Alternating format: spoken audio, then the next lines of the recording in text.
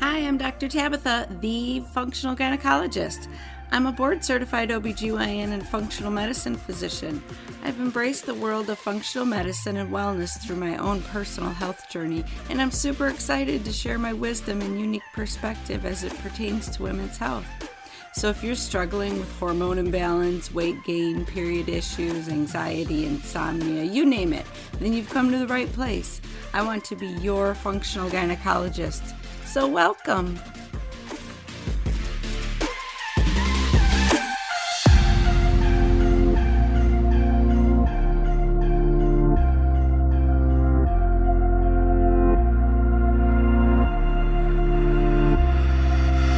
Hi ladies, I'm super excited for this episode because I am interviewing a powerhouse of a doc.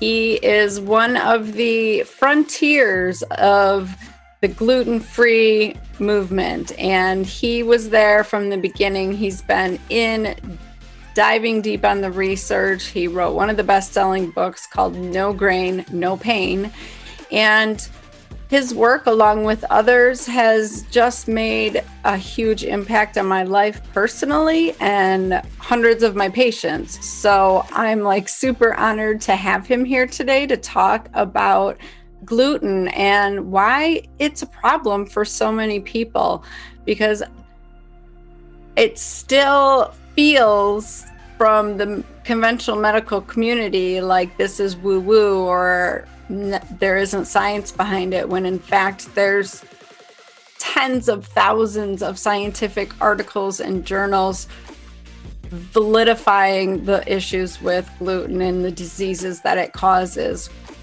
It's just that it takes time for new information and science to be accepted by mainstream medical society, especially when there isn't a medication to fix it, right?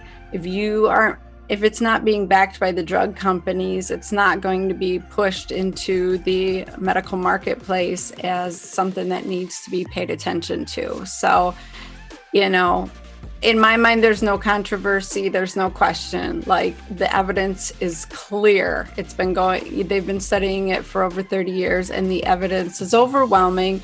And I will tell you, living with the issues myself. So today we're going to talk about, what does gluten even cause? Gluten causes a multitude of symptoms, and it's not just gut symptoms. It does cause irritable bowel syndrome and bloating and digestive issues and feeling like you're 9 months pregnant after you eat and all of these things, but it doesn't have to.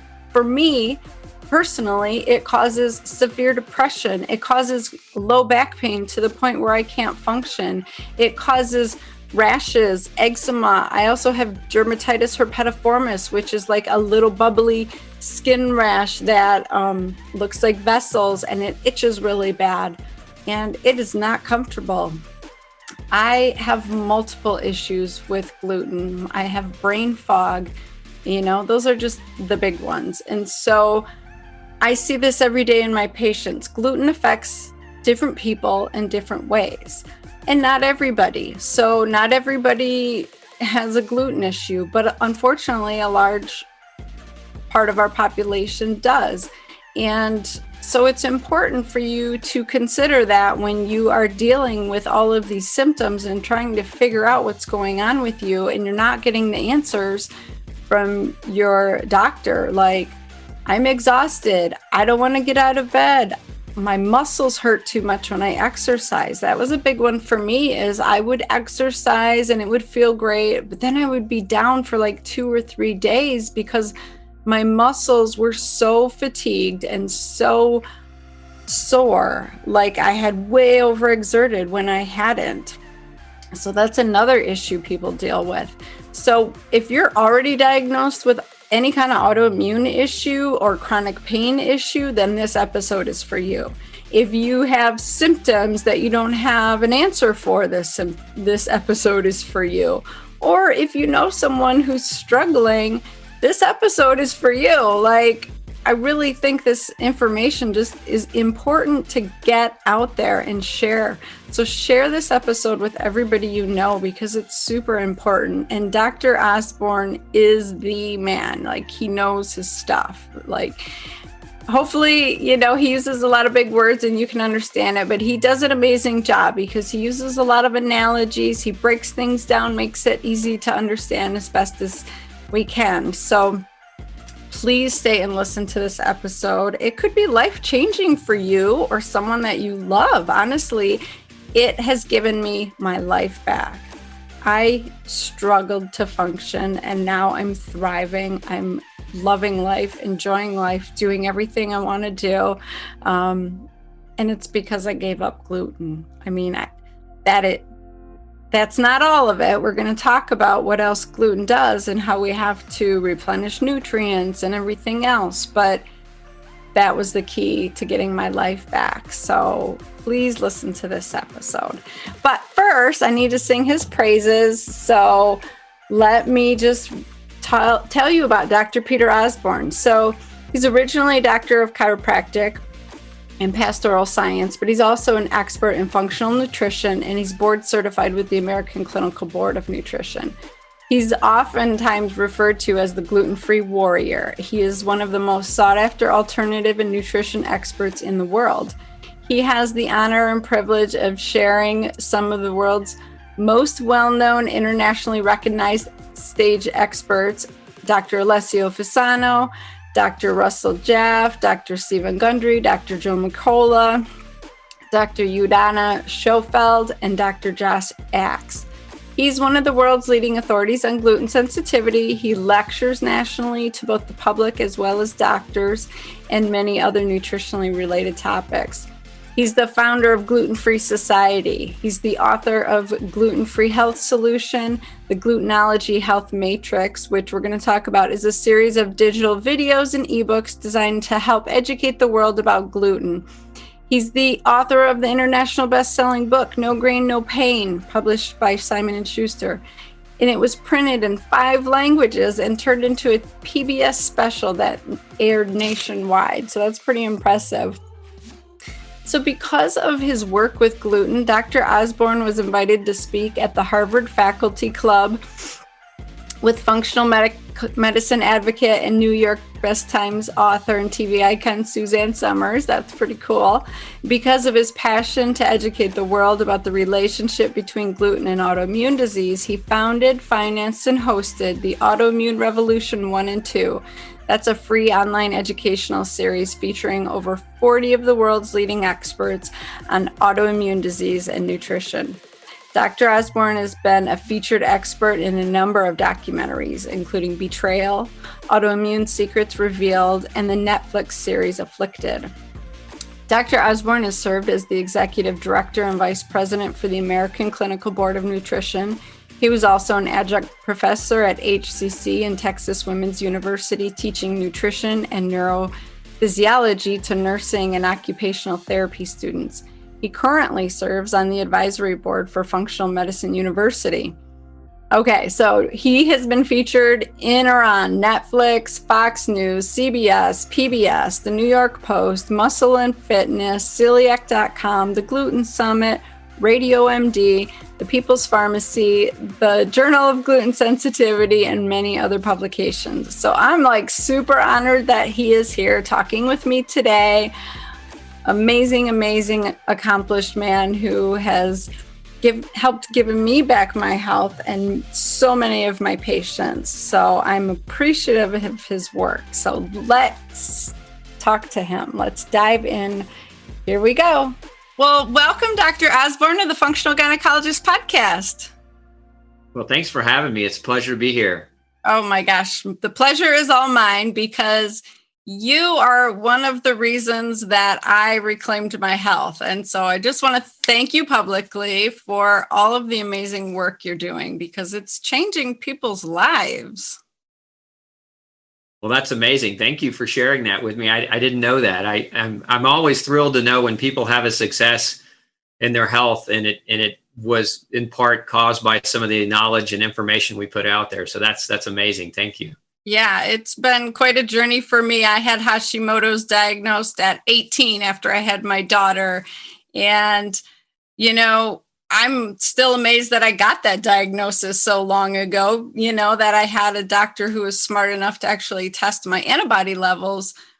But that's kind of where it ended, right? I got the Synthroid and then I was sent on my way. And so I went decades of eating a ton of gluten and all these inflammatory foods and creating so much pain in my body with my lifestyle. And, when you came out with no grain, no pain, it was like, oh my gosh, aha, that makes so much sense. My favorite food was ice cream cones. So you got the dairy, you got the gluten and the sugar. It's like the trifecta of evil, right? And That's right. Yeah. yeah. And so I had to revamp my whole life, but what a world of difference it makes. And now, like all day long, I'm prescribing getting off gluten. So I need you to talk to my listeners and tell them, like, what is the problem with gluten? Why does it cause inflammation and pain? And, where does this all stem from?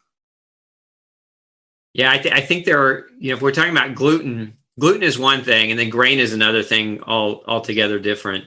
But if we're just let's just start with gluten. I think keep it simple. Yeah.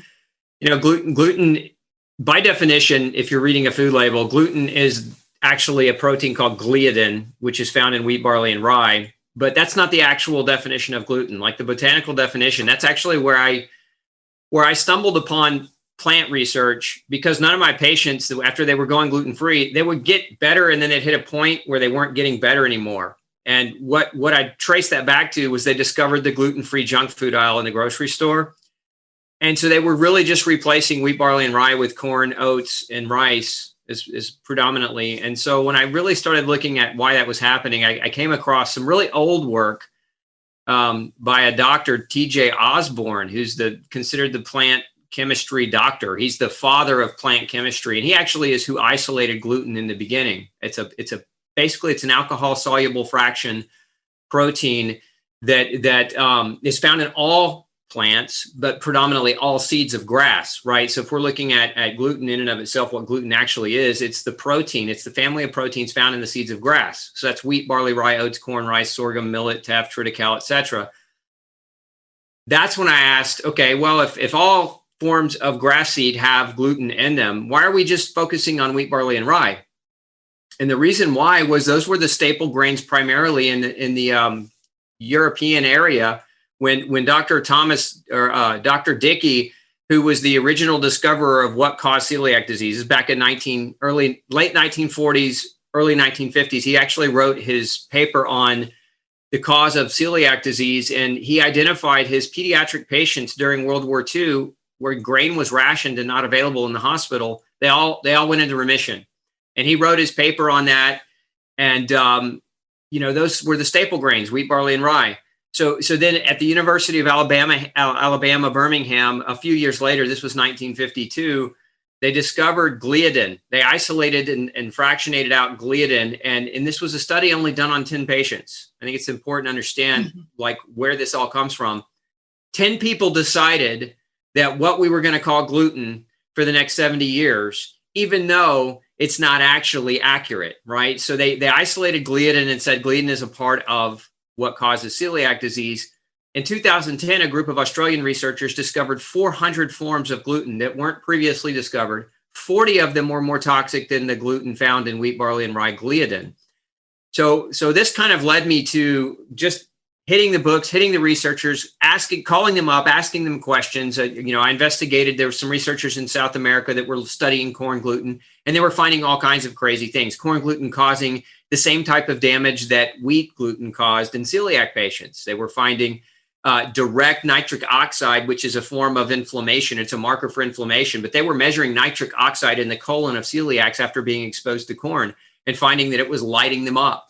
And they went on to discover that the corn gluten actually interacts with the HLA-DQ receptor, which is that antenna on our immune cells that recognizes gluten as an enemy.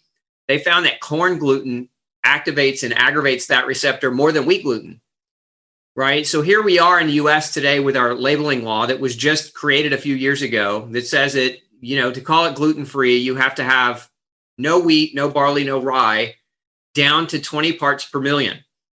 So you can have 10 parts per million and still call it gluten-free, and it's still going to contain some gluten in it, although fractionated. But it doesn't take much gluten to create an inflammatory response. As a matter of fact, some researchers have found that only one breadcrumb, which is the 20 parts per million rule, can cause inflammation for as long as 2 months. So, you take that person who's cheating only once a week, right? The cheat meal, right? Or cheating only once a month, right? And they're struggling to get better. This is what I was running into my practice, was people were struggling. They were getting better, but then they were plateauing. And then the inflammation would rebound back, and then they'd have more problems. And I actually named it gluten-free whiplash, because what would happen is they go gluten-free, they'd have a good period of reprieve, and then boom, they'd whiplash back and have many more symptoms of autoimmunity. And so what we started, as we started collecting this evidence and this research, we realized that, if we were looking at strictly the plant definition, the botanical definition of what gluten is, that you can't just isolate wheat, barley, and rye and say only those grains are dangerous.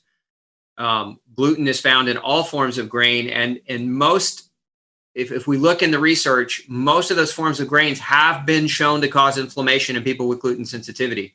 Not all of them, not 100% of the time, but again, the struggle here is when you look at other research that says on celiac patients that show them going on gluten-free diets for up to 5 years. One study showed only 92%, or not only 8% had recovery of villus damage after years of a gluten-free diet. Another study showed, I think it was like 58% had recovery and 42% didn't. So there's all these research studies that show that almost half or more of the people going on a traditional gluten-free diet, I call that wheat, barley, and rye-free, traditional gluten-free, don't respond effectively all that well and continue to have persistent damage and inflammation. And that just wasn't acceptable to me in my practice. So that's what led to, what I call today the true gluten-free diet, which is a completely grain-free diet. And then there are more rules to the true gluten-free diet, but that's the biggest one. It's that you got to cut grain out if you really truly want to cut gluten out, because all grains have some form of gluten.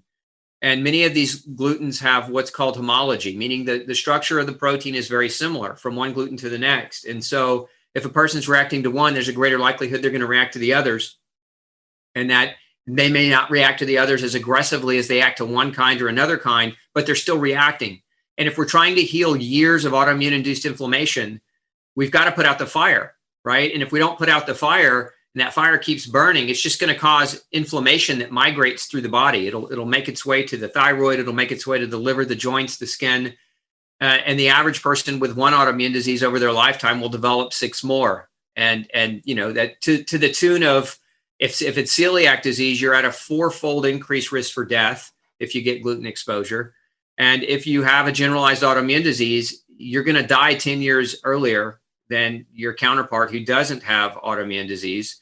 And on top of that, the quality of life you're going to live is going to be quite miserable as you get older, because the damage accumulates and it really can wreck your life.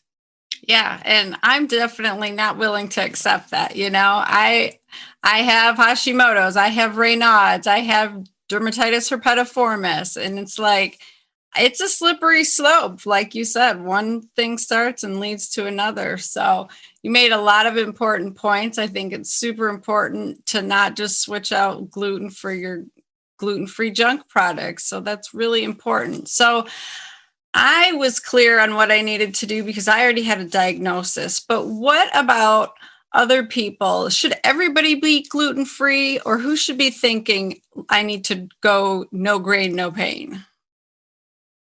So I think everybody should be no grain, no pain. Everyone. But that's not because of gluten. Not everyone is gluten sensitive. I don't believe that. I don't think we can make that statement. The research doesn't show that to be true. And there's a long history of humans eating grain as a staple food. There's also a long history of celiac disease. A lot of people don't realize that 2000 BC was the first description of celiac disease. It's not a new disease. It's not only because of glyphosate or genetic manipulation or genetic hybridization of grains. It's been here a very long time, and people have been reacting to it for a very long time. But I can't say that we could scientifically argue that everyone 100% is gluten sensitive. That being said, why would I recommend everybody go grain-free? Because if you look at the way grains are grown today, first of all, Grains in the United States account for more than 50% of the total caloric intake of the diet. Now, that has never been true in American history or world history. Even though grains have always been grown and used as food, they've never accounted for the quantitative level that they account for today. And you have to understand, what is a grain? A grain is a seed. Okay, what is seeds? What is their job? What is their design? Mother Nature, God, what is the intention? The intention is perpetuation of the species, right? So you have this inanimate object whose sole purpose is to allow their species to propagate and survive. They do not want to be eaten into extinction. Okay, they don't have the ability to pick up a gun and shoot you or shoot your enemies, shoot their enemies. They don't have the legs to run away. They don't have arms to fight back, right? But they've developed chemical means to protect themselves. And some of these chemicals, I'll give you an example of one of them. It's called an amylase trypsin inhibitor. It's a protein found in wheat and other grains. And this protein can actually shut down your pancreatic enzyme production. So the grain has developed a chemical warfare against predators to prevent its being eaten into extinction so that it can propagate itself, right? So it wants to come out of your poop undigested, because your poop is a fertilizer, right? So when it hits the ground, you've got the seed, you've got fertilizer, you've got the ground. We can propagate the species and continue to survive. So it's designed mechanisms to shut down and hinder your digestion. That's one reason why avoiding grain as a primary staple food is a good idea. But there are plenty of other reasons. There certainly is glyphosate as one of the issues. Most grains today, even if they're not genetically manipulated grain, they're still sprayed with glyphosate. For example, corn is double sprayed with glyphosate on the average commercial farm, sprayed in the beginning and it's sprayed again at the end to dry out the crop so that it desiccates faster and they can harvest it faster. Beyond that, they spray the seeds with different hormones that are pesticide or residue that act like hormones. Many of them act like estrogens. And so, we have in our society today kind of the largest degree of sexual confusion that we've ever seen. Whether you're homosexual or not, this is not my judgment on lifestyle. This is just my observation as a scientist, that when you pump boys full of estrogen, then you alter their ability to have male sexual characteristics develop as effectively. We see this in animals, right? We see it in frogs and fish and salamanders, where you dump these chemical pesticides, you actually get literally chemical castration of the males. The males turn into females. That's been known for 30 years. So many of these pesticides act as pseudoestrogens or chemical estrogens that can affect the health of a male or a female. For females, too much estrogen dominance, and a host of problems that come along with that. For males, it can create issues as well, including certain types of cancers. So that's one of the fundamental components of grain, the way they're sprayed, the way that the chemicals are used with them. Then you also have the fact that grain, if you use it as a massive staple food, is too great of a degree in the diet of omega-6 fatty acids. So the ratio of omega-6 fatty acids in most humans should be at least 4-to-1 omega-6 to omega-3. And some would argue even more closer to 1-to-1 ratio, 6-to-1 or 6-to-3 is omega-6 to omega-3, a 1-to-1 ratio, and at the very least a 4-to-1 ratio. Grains are the opposite of that. Grains are very, very high in omega-6 and virtually have no omega-3 at all. So what they've done, and I see this in my patients all the time, their omega-3, omega-6 ratios are through the roof. We're getting ratios in people that are 40-to-1, right? And what does that do? That promotes inflammation. It's not that omega-6 is unhealthy or bad. It's that when the ratio is skewed, the body uses inflammation more aggressively than what it should. It's kind of like if I'm using a wrecking ball to tear down a building, right? The wrecking ball is the right piece of equipment. If I use a nuclear bomb instead, I'm not just going to take out the building. I'm going to take out the city block and potentially even the city. That's what happens in people's bodies when their omega-6-3 ratio is that high. If they're just overexerting the inflammatory response. So their body's naturally producing inflammation to break down old tissue so it can repair and bring in new tissue. But when you have a hyperaggressive inflammatory response because of an omega-6-3 ratio abnormality, it just makes you more prone to chronic inflammation. So those are some, there are plenty of other things that we could talk about, but those are some big ones that why would we want to go grain-free? Those are several reasons why. Yeah, well, I think those are awesome reasons. And I just think back to childhood, when we would use vegetable oil for everything and deep fry biscuits to make donuts. And it's like, wow, the omega-6 levels must have been through the roof because all those vegetable oils are so toxic with the omega-6s as well, And I think that's a lot of our processed food that we're giving our kids, granola bars, all that fake food. Oh my gosh, that's such a good point. So, talking about food and nutrition, I want you to talk a little bit more about how having a gluten issue can induce some nutrient deficiencies, because I think a lot of the complaints I see in my patients, like they're feeling anxious, they're feeling depressed, they can't sleep, they can't lose weight. I'm finding that they're nutrient deficiencies, and like you say, you can't just get rid of the gluten and expect to feel better if you are depleted from that process, right? You have to then go and replenish everything that it's destroyed from you. Yeah, if you're gluten sensitive, think of it this way. Gluten is like the nail that pops your tire. You roll up in your driveway, you roll over a nail, you pop the tire. Okay, that's gluten. Gluten's the nail. The tire's your body. You can take the nail out of the tire, in essence, remove gluten from your diet. The tire still popped, right? The damage is still there. The damage that was created by the gluten is still done. So the state of the vehicle is still undrivable. So we have to do the work. What is the work? We have to do the work to repair the tire. And that work is jacking up the car, taking out the wrench and undoing the lug nuts and, pulling that tire off, patching it or whatever needs to happen, right? There's a lot of work that goes into that. The workers that your body uses to heal. So like, the tire analogy is you're doing the physical work, but your body uses vitamins and minerals and nutrients as its workers. Those are they drive the enzymes and the coenzymes that allow the body to chemically repair itself from damage.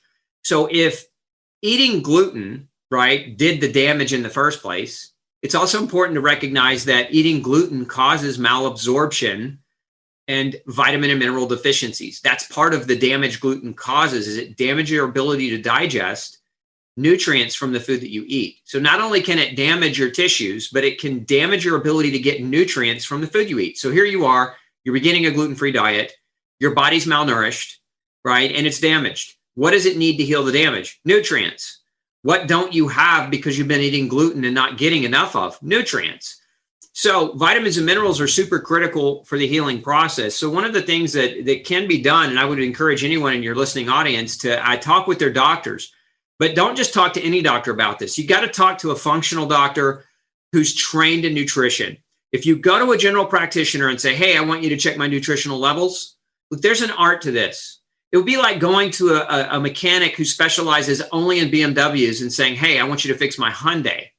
They may do an okay job, but it's not going to be great. A BMW is a very fine-tuned machine that requires somebody with a great degree of knowledge about it to fix it. Well, your body is a fine-tuned machine that requires somebody with a greater degree of knowledge about nutrition to be able to help you assess your nutrition properly. And you have to understand the average doctor going through medical school receives less than 7 hours of nutritional education. And you could probably vouch for me on this one.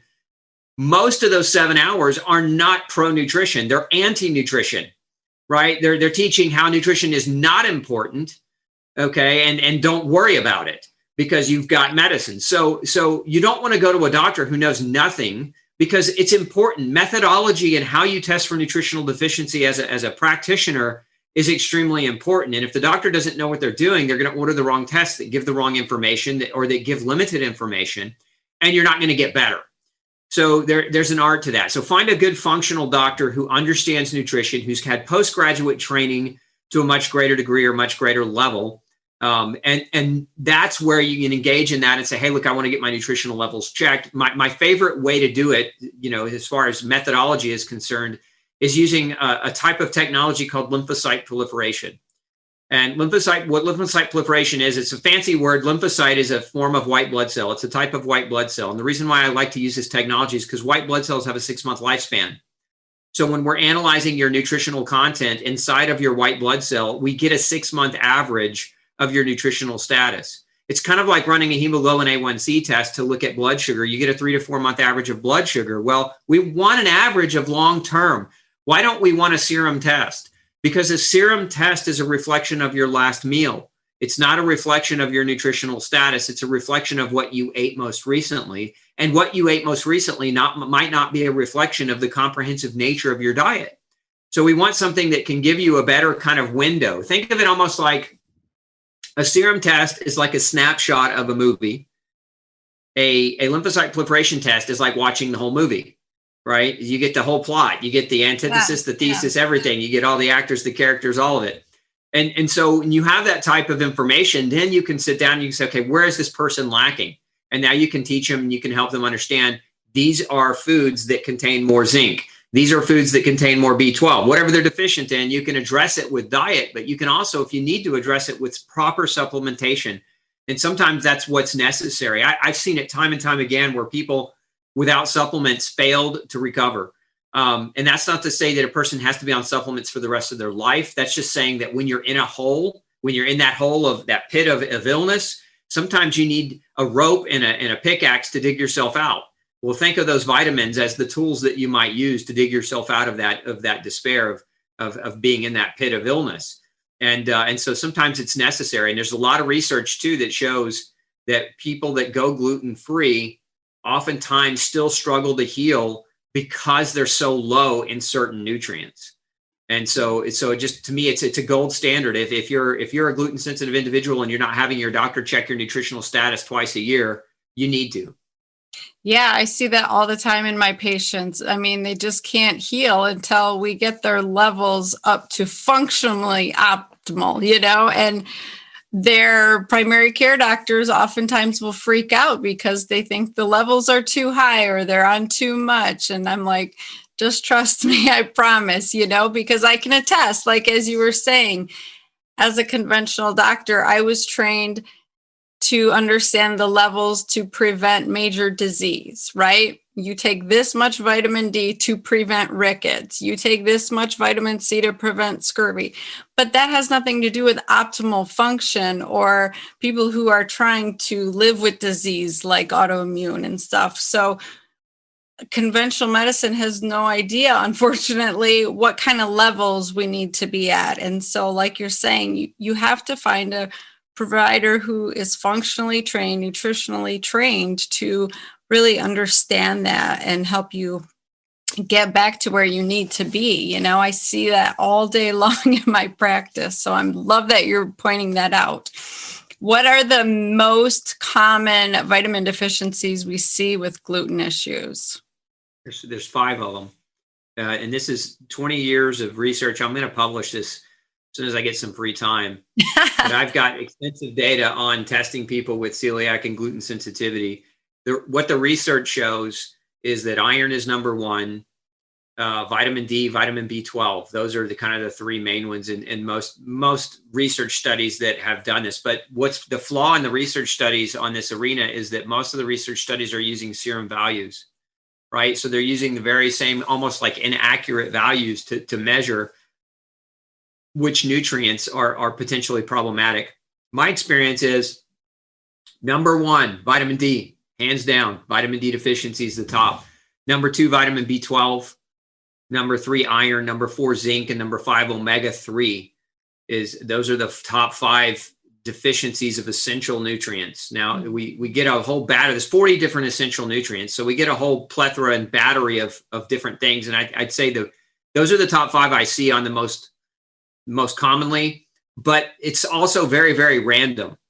Right. So like the average person I see that has a long-standing inflammatory process as a result of eating gluten and lifestyle has on average at least 4 deficiencies, the average one. But many of them have 15 or more.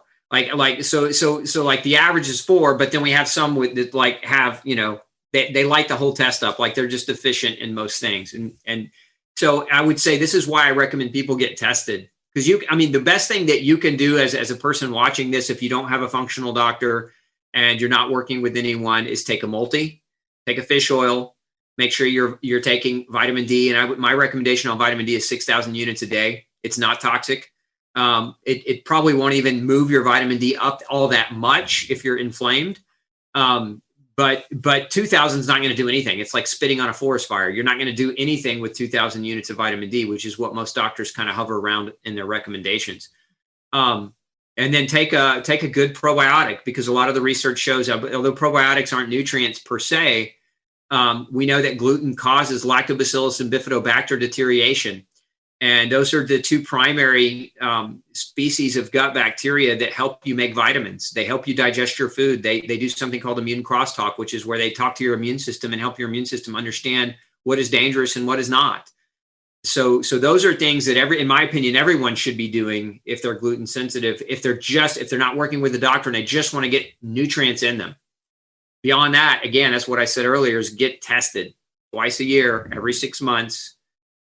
Yeah, I can't emphasize the vitamin D issue enough. I'm up in Michigan, might be better for you down in Texas, but wow, up here, people are hanging out in the 20s and 30s if they're lucky, and their doctors are like, yep, you're good, you're fine. I'm like, no, we're not fine at all.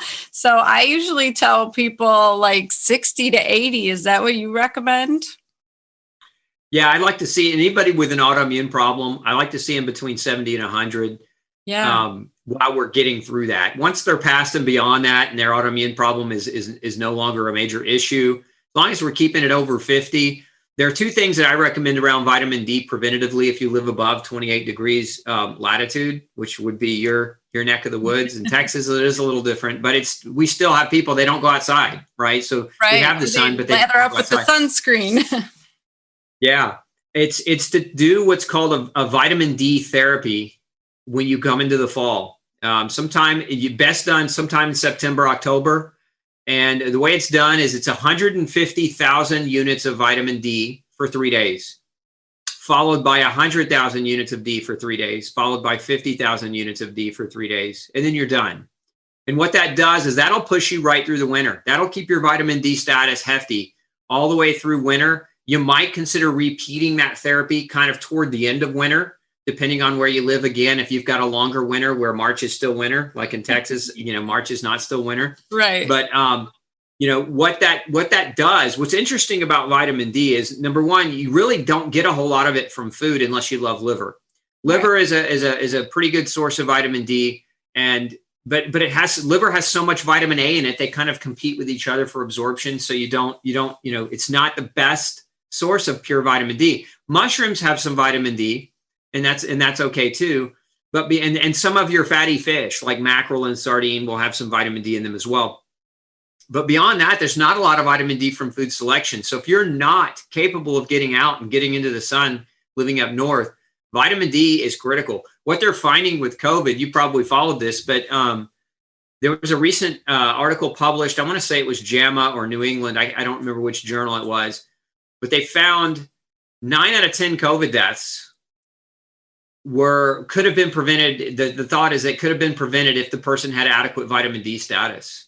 And if you look at most of the success with treating COVID has been, if the person gets adequate vitamin D early enough, then their level of severity of progression is not really an issue. So vitamin D is one of the most potent antivirals and immune supporting nutrients known to man. And it's not even really technically a vitamin, it's a prohormone. Right. And that's one of the reasons why it's so powerful. So it's one of the things that anybody can do, but I would recommend living north. You've got to make sure, and you can go to your doctor and have them check your 25-OHD level. That's what the test is called in the blood. And that's a good marker of vitamin D status. But you got to keep those levels up, especially in the winter months. Yeah, so important. Oh, can't stress that enough. So probably you need to be 5,000 units a day or above, right? So yeah, so like if you were, let's say you were at 50,000 or not 50,000, let's say you were at 50 in your blood, like your 25-OHD test came back and you were at a 50. If you took 5,000 units a day, it would probably go down through the winter. You probably wouldn't see it go up. It would probably go down into the 40s. If you took 6,000, you'd probably keep it somewhere around the same level. So that's a kind of a think of that as a maintenance level. And if you took 8 to 10,000, you'd see it climb. You'd see it climb up into the 70 plus range. But again, most doctors are like, go to the store, go to Walmart, pick you up some vitamin D. And most of those pills are 400 international units to 1,000 international units. Again, that's not going to touch your vitamin D level. It's not, even the D2 that many doctors prescribe. There's a vitamin D2 that it's a 50,000 unit capsule. It's not the same thing as D3, by the way. But taking that once a week isn't going to elevate your vitamin D status, like especially if you're inflamed. What we're learning about people who have chronic inflammation is they have a greater need for vitamin D, because vitamin D is almost like a fire truck. It helps put out the fire. And so the more inflamed you are, the more vitamin D your body needs to combat the inflammation. So what happens is in the beginning stages of inflammation, if you're not figuring out why you're sick, you need more vitamin D to symptomatically help you get through that. And then as you get better, you'll find that you need less vitamin D through the course of the year, and that sunshine is capable of providing you with predominantly what you need, provided you get out in it. Oh, that's so important. I love that. Okay, so such good information on the nutrients. I want to go back to gluten for a minute, because when people first come to see me, and I start talking about gluten possibly being an issue because they have chronic joint pain or fatigue, other issues, they say, oh, I don't have any GI symptoms. Oh, my bowels are fine. Can you speak to that a little bit? Like, do we have to have GI symptoms? No. There's two terms in the medical literature that were created more than 30 years ago that were designed to help catch this. Okay, there's celiac disease, which is the gluten manifestation in the small intestine that causes gastrointestinal symptoms, typically diarrhea and intestinal pain. But then there's a term we use called non-celiac gluten sensitivity, NCGS. Now that was coined by Dr. Marsh. Dr. Marsh is the doctor who actually created the biopsy classification criteria to diagnose celiac disease. So he kind of knows what he's talking about. So he made this term non-celiac gluten sensitivity because what he was seeing people that were reacting to gluten even though they didn't have a positive biopsy. They didn't have the gut inflammation or the gut damage. And then shortly after that was coined, another doctor, a researcher out of the UK, Oxford University, Dr. Marios Hadjivassiliou, and I don't know if I mangled his last name pronunciation or not, but he has been doing research now on gluten as a neurotoxin. And in his research, they actually are doing MRIs of the brain. What they're seeing is people have smaller brain sizes and lose their white matter over the course of gluten exposure, even in the complete absence of any GI symptoms. So he's seeing people that are developing a condition called cerebellar ataxia or gluten-induced ataxia, which is a dizziness and a vertigo type symptom. We also know that gluten can damage the thyroid without damaging the gut. We know it can damage the skin. We know it can damage the muscles and the joints. Think of gluten as an equal opportunity destroyer. It affects the gut in some people, but in other people, it affects other tissues. There's another term, and I don't like this next term, but it is part of the medicine, it's part of medical literature, and it's called silent celiac disease. The reason I don't like it is because it confirms that it's celiac disease, when in fact, silent celiac disease just means you're developing symptoms outside of your gut that aren't celiac disease. And so they call it silent because you don't have the gut problems. That's not silent celiac disease. That's gluten-induced disease, right? If we really want to call it what it is, that's non-celiac gluten sensitivity. And so, but non-celiac gluten sensitivity, some of the researchers who coined that term did a study where they followed people's biopsies over long periods of time.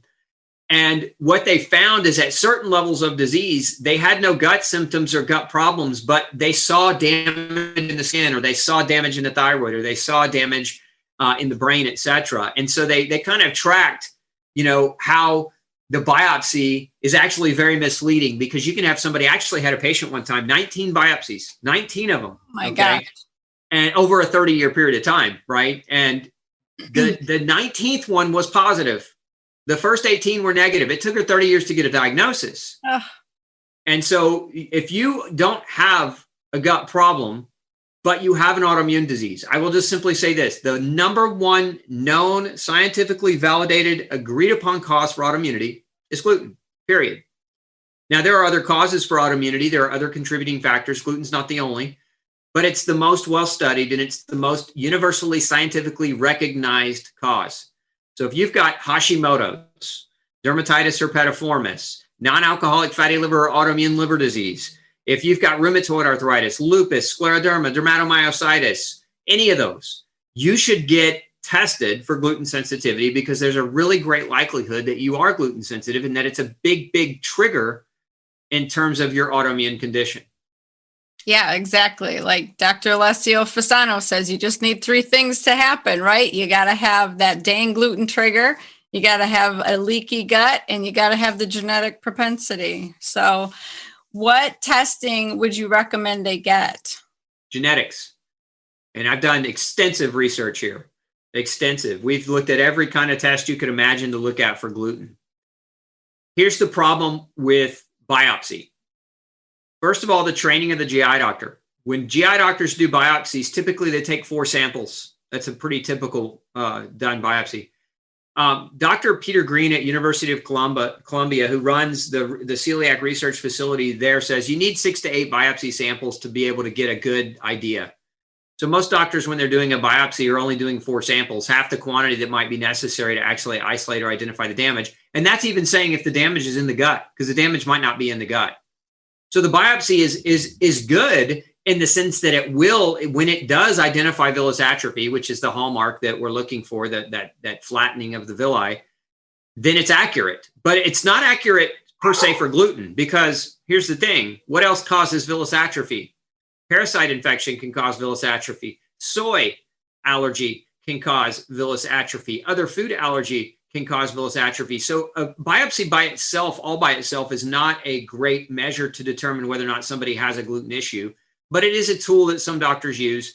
It's an invasive tool, but again, you get a lot of false negatives. So it's one of the reasons why I don't like the biopsy. The other are the blood tests. There's different blood tests that measure the antibodies. So for example, there's an antibody called anti-tissue transglutaminase. There's another one called anti-endomysial antibodies, and there's another one called an anti-gliadin antibody. Now, the problem with antibody testing is that when doctors run antibody tests, usually they should do this, but they don't always. They don't determine whether or not their patient has an antibody deficiency in the first place. So right. like many people have an IgA deficiency or an IgG deficiency.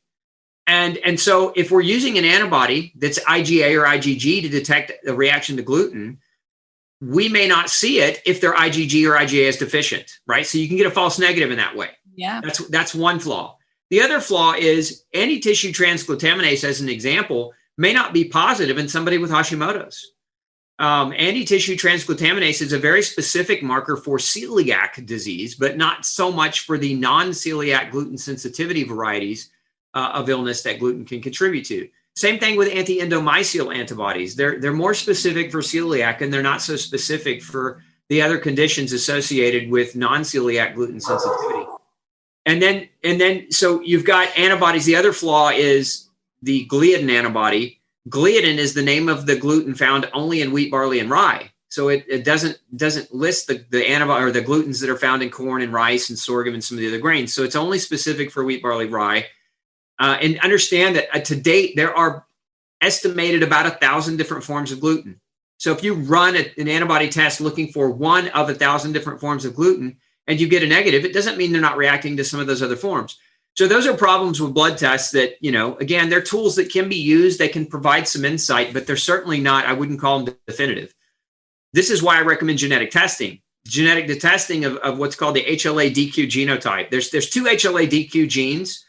There's an HLA-DQ alpha-1 gene and an HLA-DQ beta-1 gene. And so these 2 genes, when combined, form the antenna that sits on the surface of our white blood cells called the HLA-DQ receptor. The HLA stands for human leukocyte antigen. Leukocyte's a white blood cell. So this is think of it as an antenna on the surface of a white blood cell. So white blood cells here, the antenna sticks up off the surface, and the job of that antenna is to recognize friendly from foreign so that the immune system doesn't attack good guys, but it also knows which bad guys to attack. Like that's the purpose of this antenna.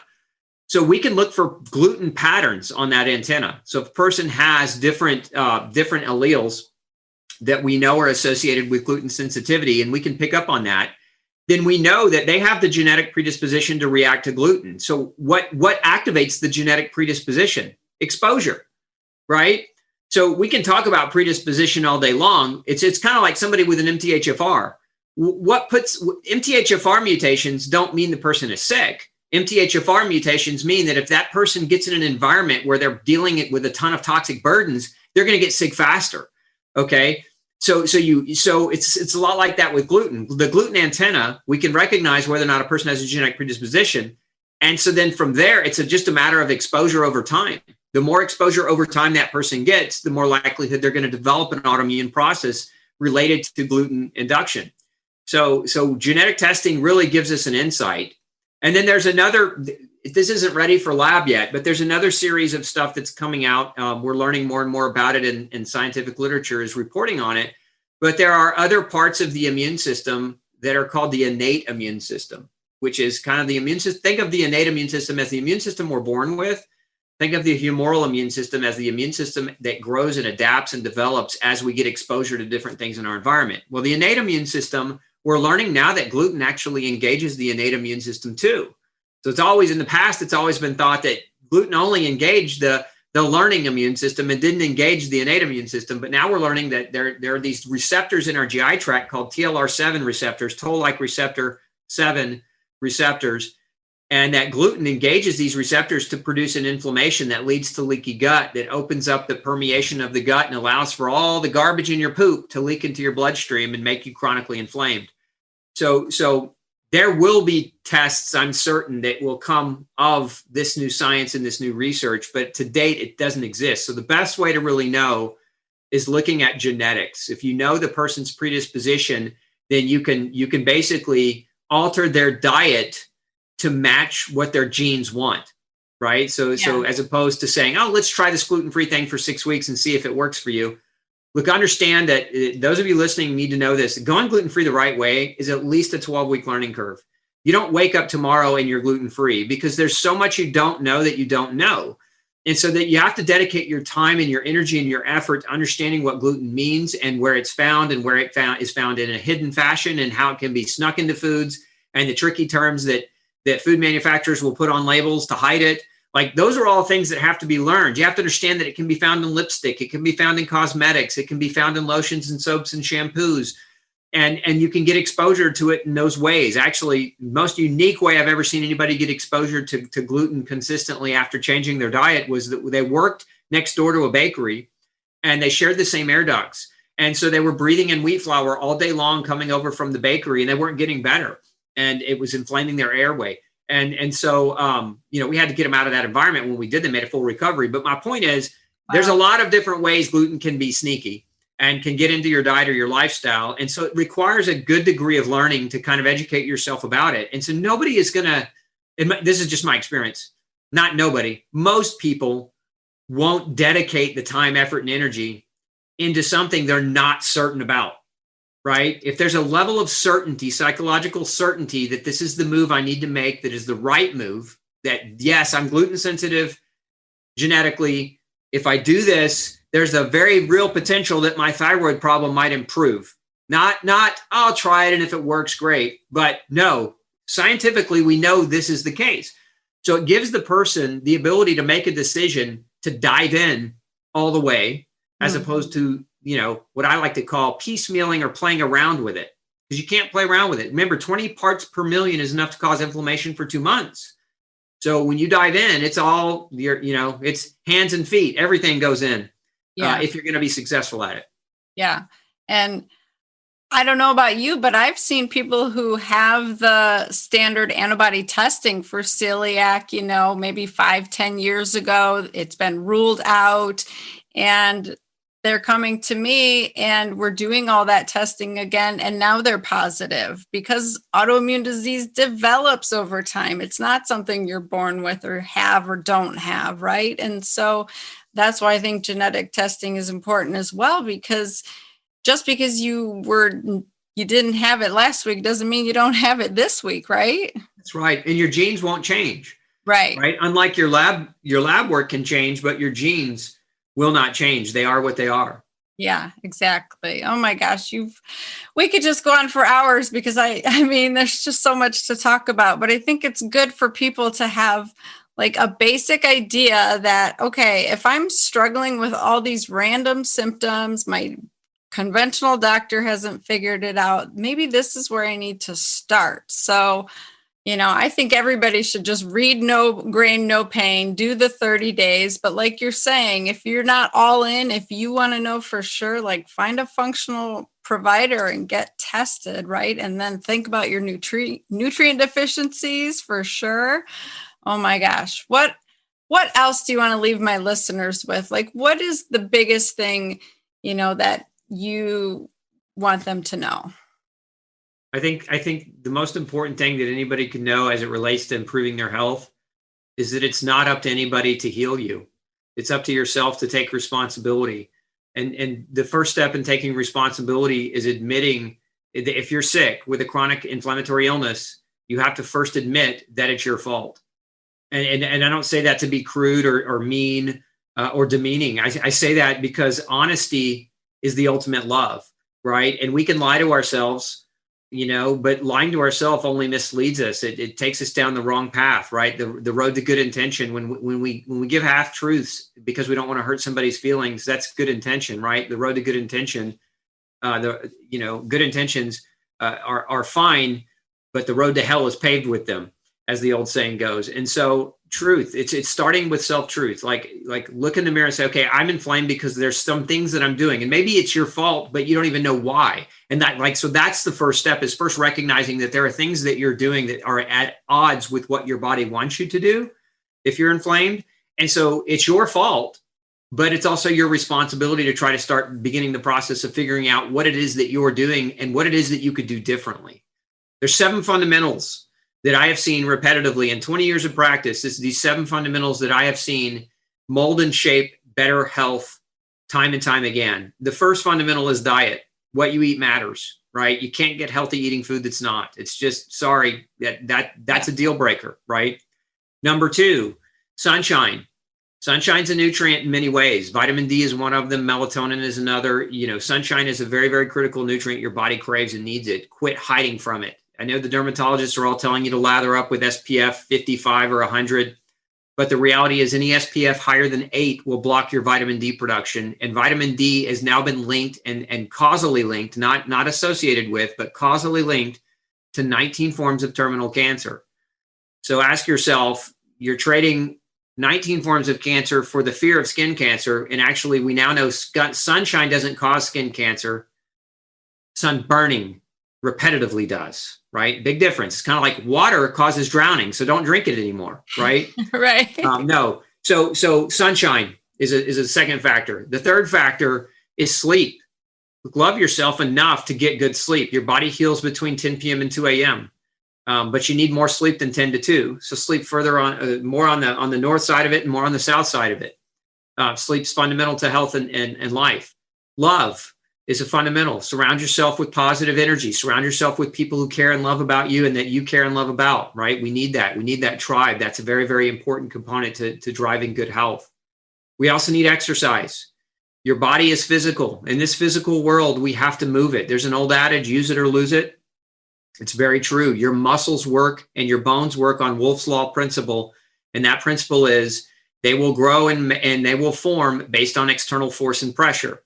If you do not exercise, they dwindle, they deteriorate. And we know that when your muscles deteriorate, it's one of the first signs of a weakened immune system. And there's actually a name for it in medicine. It's called sarcopenia, age-related muscle loss, and it will make you sick and it will kill you. So exercise is very, very important.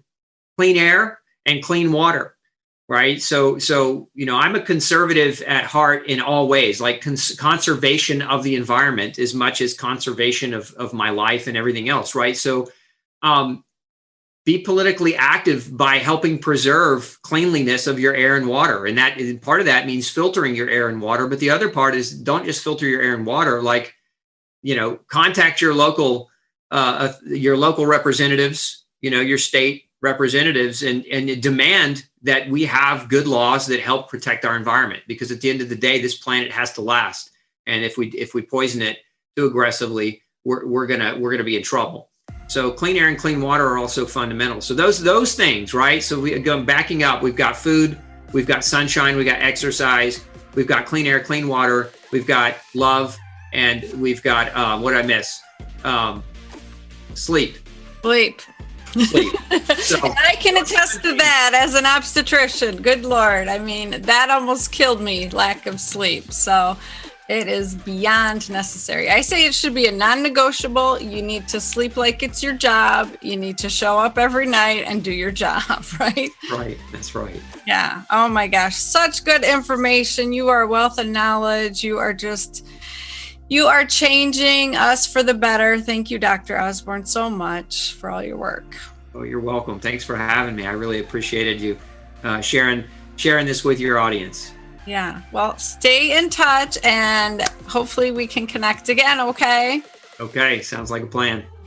Awesome. I hope you really liked that episode and found it super interesting and not too heavy on the medical terminology. I know it's hard to talk about that stuff without using all those words, but I feel like Dr. Osborne does an amazing job with his analogies and just explaining it so that everybody can understand it. So I hope that you got something out of that, because unfortunately, I think gluten issues are more common than conventional medicine wants to admit.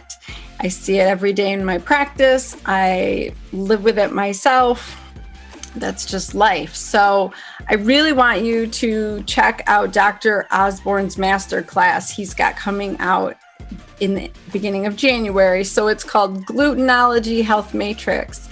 It's going to be a multi-day masterclass where you're going to learn all about gluten, the issues that it can cause, and more importantly, what to do about it, how you can reclaim your health and feel better. So that is going to be a free masterclass. I have the link in my show notes, so definitely sign up for it.